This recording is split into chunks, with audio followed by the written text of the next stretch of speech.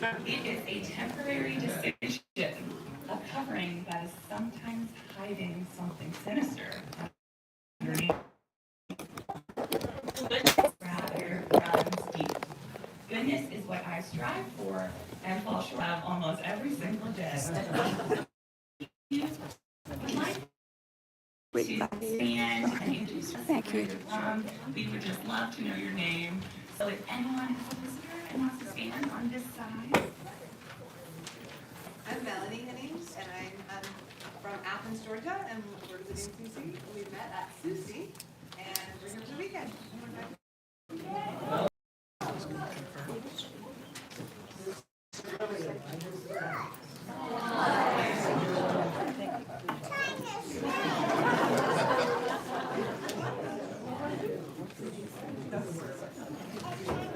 All right, we'll move to this side if anyone wants to stand and introduce themselves.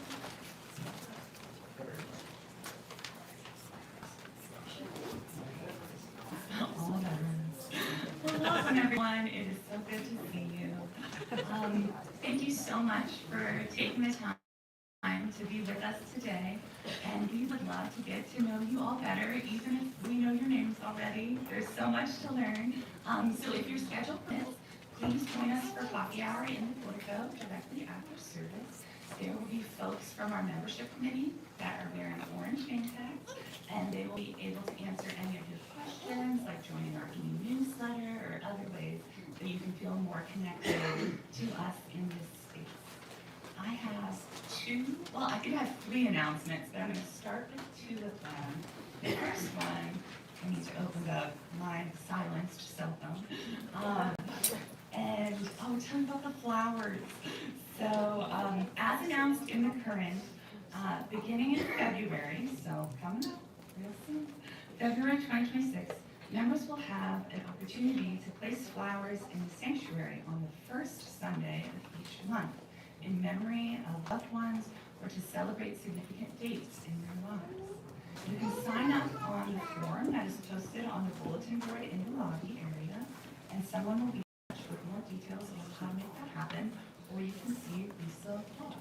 And today, the flowers are in celebration of Mary Soyanova's 83rd birthday.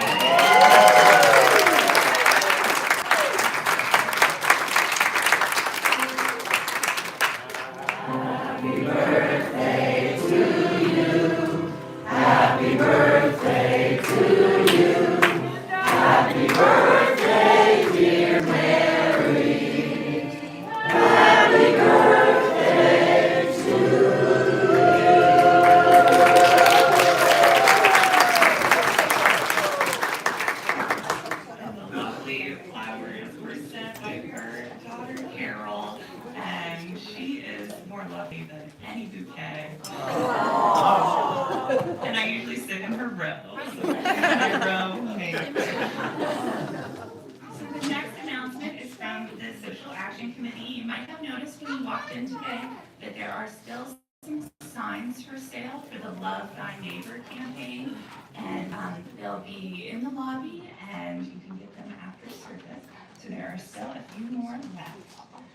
And the last announcement is also from the Social Action Committee, because they're always doing good work. They invite you to join us for a chili night and a viewing of Traces of the Trade. So this film will be shown here on Friday, January 23rd. This Friday from 5:30 to 7:30 p.m. And Reverend Michael will be there to welcome us in as we start the viewing. And Traces of the Trade explores the largest slave trading family in early America, perhaps surprisingly from the North, not the South. This film follows as they trace the history of the family's business to Ghana, to sugar plantations in Cuba, to the southern U.S. What they learn gives the history of racism in this country and the challenging relationships today. So that will be shown this Friday at 5:30. Traces of the Trade. Gracie, Yes. could you make an announcement about Harry's book? Oh yes, of You also may have noticed the large amount of books. It almost looks like a library in the portico right now. And those books are free. And they are from the library of Harry Pedequin. And they are really special. I was looking at a bunch of them. And so please feel free to take them as a reminder of Harry if you knew him. Thank you, Catherine. Or even if you didn't, you can learn what he learned and be connected to him in that way. While it's good to be good, goodness can also make people uncomfortable. It can stretch and help you grow. Goodness can teach you new things. Goodness is in this famous quote by Robert Jones Jr. We can disagree and still love each other, unless your disagreement is rooted in my oppression and denial of my humanity and right to exist. In that goodness, we can review the land and labor acknowledgement on the back of our order of service. We can strive to uphold the 8 UU principles. We can try to be good, not just nice. I believe in goodness spreading out and blanketing all the places that even my love cannot reach.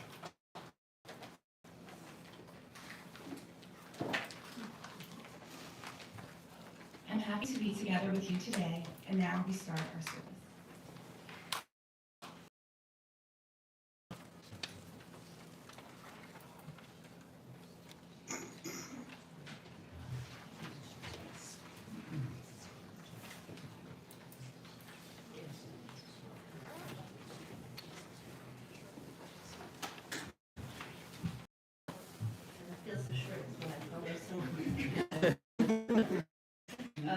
Good morning, my name is Susan Hicks, and I'm delighted to be here with you this morning. I am this congregation's religious education director, and I have the good pleasure of helping to light the chalice this morning and then reading a story for all ages immediately after.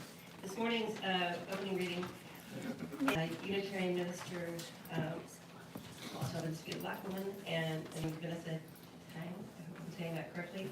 And she gives an acknowledgement that it is a reflection on a blessing from a Nigerian chief given Juneteenth of 2022. Called Blessed When the World Has Fallen Apart. The world has fallen apart. Though this is not the first time, it is just one of the times. Where it is all too much, intentionally crafted by mortal powers that be not ordained by divinity. Weakened, but not dead, I remind myself.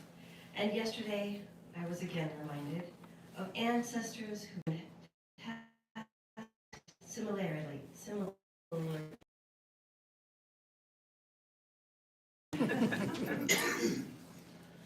What is next?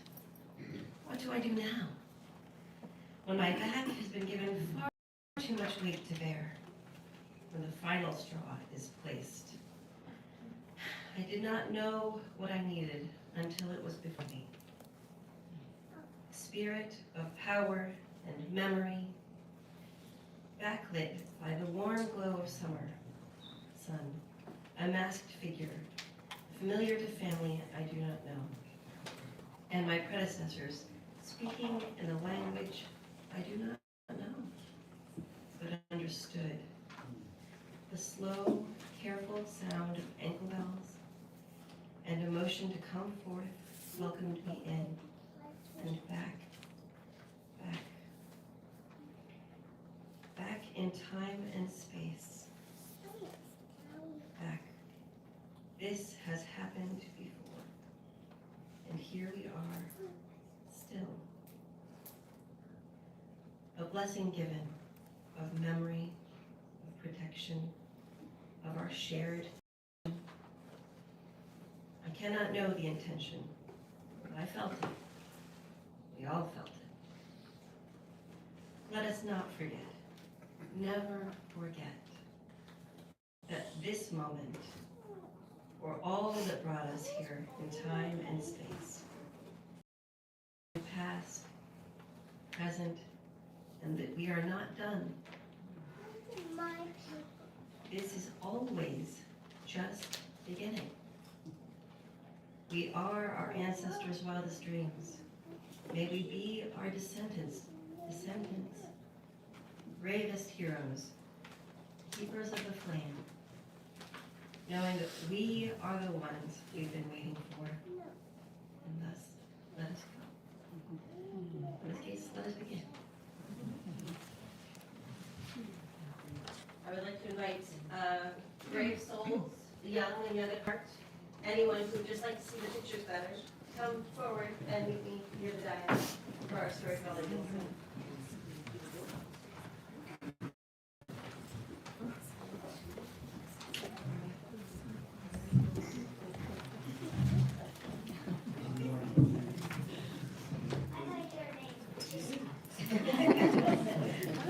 This morning's book is A Sweet Smell of Roses, written by Angela Johnson and illustrated by Eric Velazquez.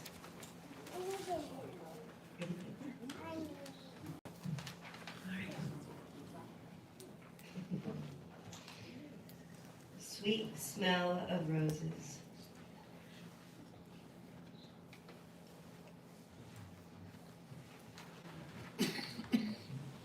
After a night of rain, soft rain, there's a sweet smell of roses as my sister Minnie and I slip down past Mama's door and out of the house on Charlotte Street.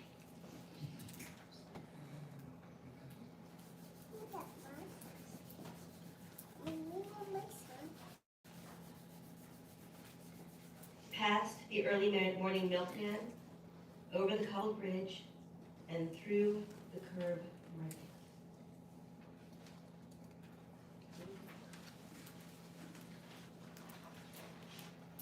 Oh. To where everyone waits to march. Minnie and I are only waist high to most of them. Waist high, Minnie, waist high, holding hands and waiting to march.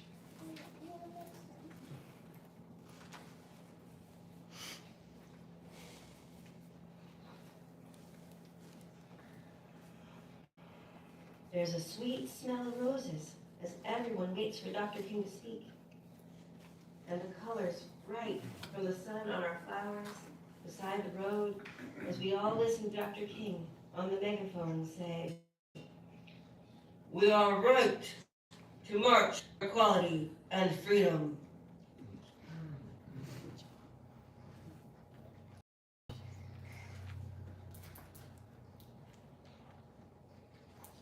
And then we start to march, Minnie and me. We look ahead and we walk faster like him, clapping in time with our feet, looking ahead just like him.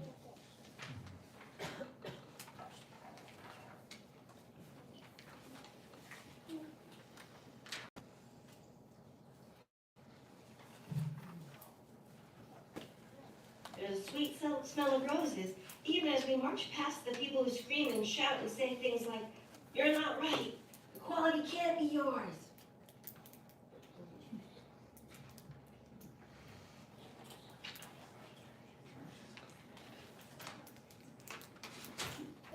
And we look farther down the road, and we keep holding hands, feeling part of it all, walking our way towards freedom.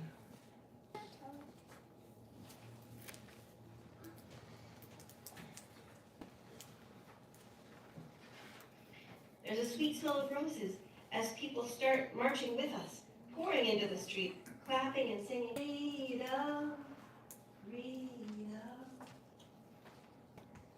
And then someone picks me up and puts me on their shoulders, and somebody picks me up too, and we're now high above everybody.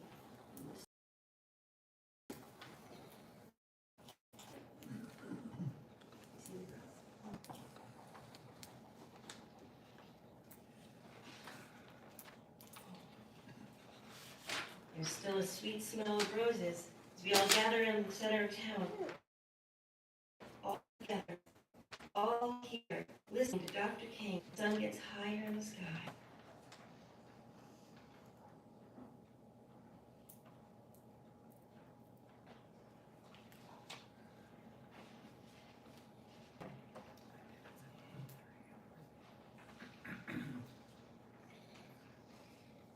talks about peace, love, nonviolence, and a change for everybody. The sun gets higher in the sky.